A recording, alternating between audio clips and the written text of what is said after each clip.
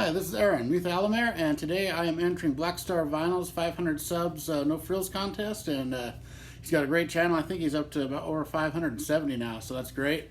I really love his channel. He's really fun to listen to, actually. Okay, so I'll start in with this, and first up I got a fantasy music team. So for vocalist, I'm going to put Ronnie James Dio, one of my favorite heavy metal singers ever. Love his voice, of course.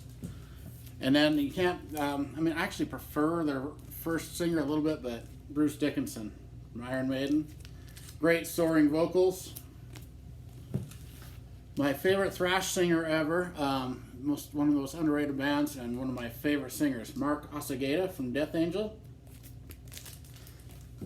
And then I got two grunge singers, and I felt like the grunge era had some of the best singers in music. You know, Chris Cornell from Soundgarden, Audioslave, he's a great singer. Amazing vocals. And my favorite, Lane Staley from Alice in Chains. I really miss both those guys. I wish they wouldn't have died so young. And then next up I've got my 5 guitarists. And I'm going to go with Dave Mustaine from Megadeth. Love Dave Mustaine's guitar style, and he's just a killer shredder. And then, heck, I can do it without Eddie Van Halen, especially this album here. This is my favorite Van Halen record. I love this. But he's just such a great guitarist. And another one of my favorites, Yngwie Malmsteen. Great neoclassical metal guitarist. And actually my favorite guitarist, Ace Frehley.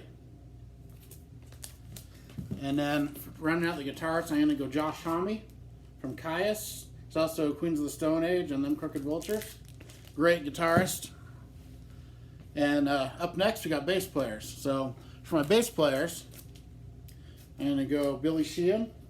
He was on this. He's been Mr. Big. He's been in a lot of projects. Amazing bass player.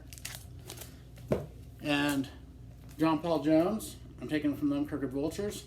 Love this band. This is a super group with him and Dave Grohl on drums and Josh Homme. So I'm picking John Paul Jones, of course, with Led Zeppelin. And some Geezer Butler. Very underrated part of Black Sabbath. I love Geezer Butler's bass work. And here's one, James Lomenzo from White Line. He was also in Megadeth. He's a really killer bass player, James Lomenzo. And then round it out with my favorite bass player ever, Cliff Burton from Metallica. For drummers,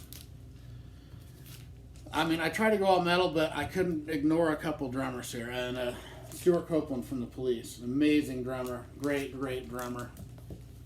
And my favorite non-metal drummer ever, Ginger Baker. He's just way ahead of his time. He was in Cream.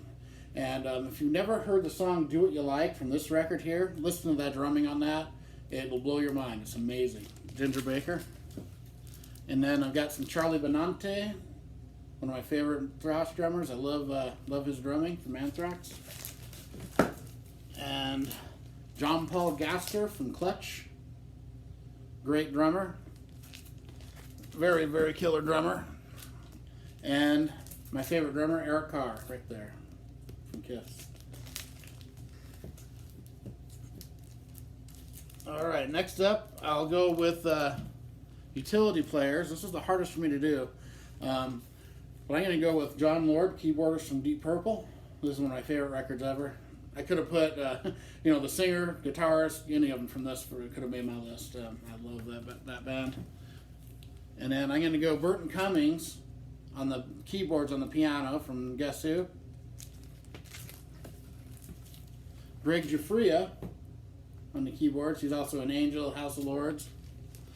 And on harmonica, I'm going to put Bob Dylan.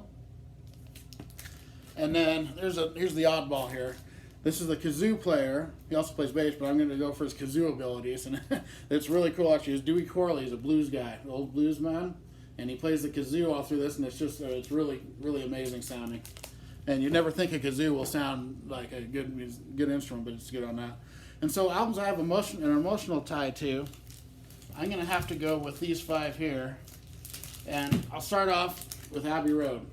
The first album I ever got into, I was about 3 or 4 years old. This is the album that got me into music. So every time I hear it, it just brings me back to when I was young, and I love that album.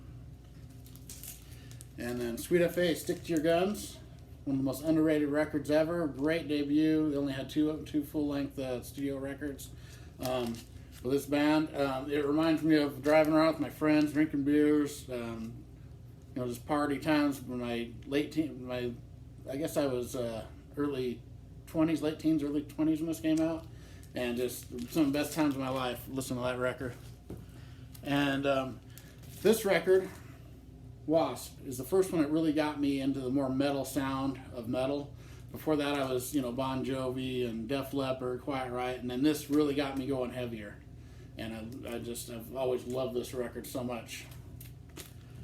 And then I got to go with my first album that got me into one of my favorite bands is Asylum from Kiss. And this is the album that got me into Kiss, and this is actually a very heavy record. It's really great guitar work and drumming, heavier songs. The singles are really good, but the other songs are really heavy on that. And that's my first, And then I got to go with the album that got me into thrash. Peace Sells, But Who's Buying? I would not be into thrash music if it wasn't for this record. So, really huge emotional attachment. And then for my color, I was going to go vinyl black, but I thought that was probably taken. So I'm going to go with Charger Blue, which is the color on my jersey here. That's why I wore it. It's this color, and I'll call it Charger Blue. It's my favorite football team since the mid-'70s. And there you go. And then congratulations on your 500 subs. I know you're way past there now. And this is a really cool contest. It took me a while to put it together. Sorry I got in so late. And all right, have a good one. Rock on.